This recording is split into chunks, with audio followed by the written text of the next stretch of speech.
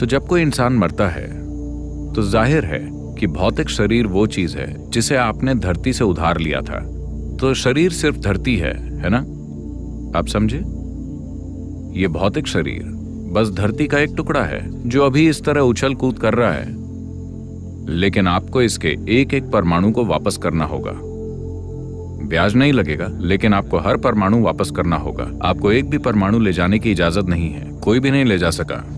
भौतिक शरीर अलग होकर गिर जाएगा, लेकिन आपके कर्मों की मात्रा के आधार पर आपका मानसिक शरीर और प्राणिक शरीर बने रहते हैं।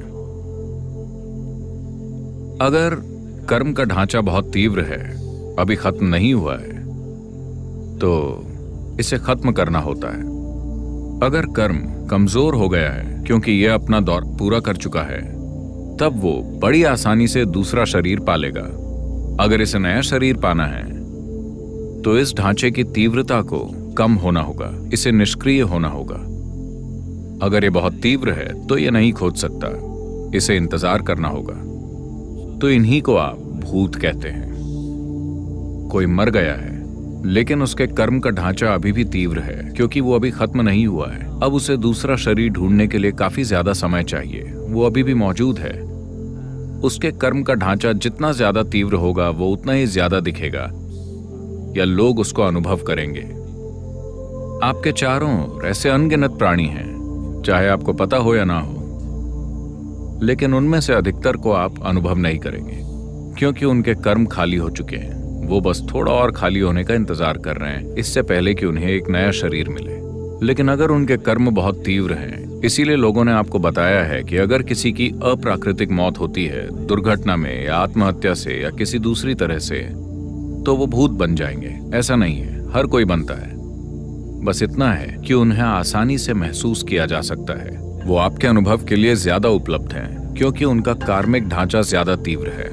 लोग ऐसे प्राणियों को थोड़ा ज्यादा अनुभव कर सकते हैं उनकी तुलना में जो बूढ़े होकर मरते हैं।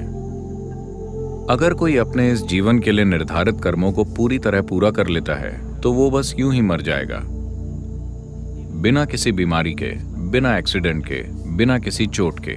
जब कोई व्यक्ति ऐसे मरता है बस यूं ही, तो वो कुछ घंटों में ही दूसरा शरीर पा जाएगा।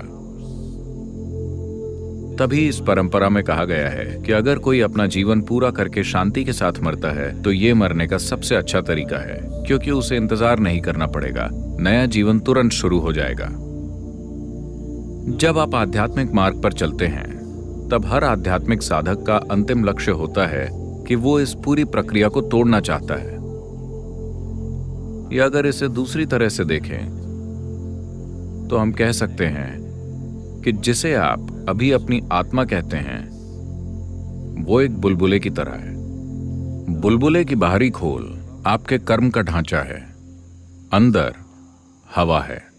मान लीजिए कि आप बुलबुला तोड़ देते हैं, आप बुलबुले को फोड़ देते हैं, तो हवा कहाँ गई? आपकी हवा कहाँ गई? अब आपकी हवा जैसी कोई चीज नहीं है, ये हर चीज का हिस्सा बन गई है। तो अब जिसे आप आत्मा कहते हैं वो काल्पनिक है, क्योंकि आपकी आत्मा या मेरी आत्मा या किसी और की आत्मा जैसी कोई चीज नहीं होती। अभी ये असीमितता एक सीमित कर्म के ढांचे में बंद है। तो इससे आपको ऐसा एहसास होता है जैसे कि ये एक अलग इकाई हो। अगर आप उन चाबियों को अलग कर देते हैं जो कर्म के ढांचे को बांधती हैं, तब ये बस ध्वस्त हो जाता है। तो मृत्यु के बाद का जीवन, अगला जन्म, इस सारी बकवास में विश्वास मत कीजिए।